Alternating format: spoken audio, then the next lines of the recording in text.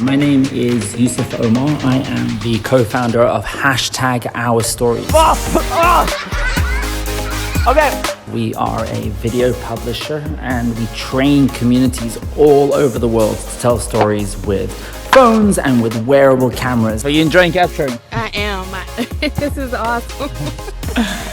They say journalism is about capturing the closest version of the truth, and we think that putting a wearable camera on somebody's face is the least obtrusive way to capture a story. This is a Keraton.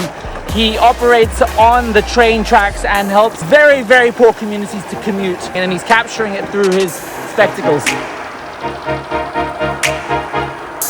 When I'm interviewing somebody, I want to look at them in the eyes, and wearable cameras really enable me to have that eye contact with an individual to the point where they forget that the camera is even there. And that's why we talk about it being the closest version of the truth, the nearest thing to reality. Thank you. Wearable journalism is the best ability to capture that reality.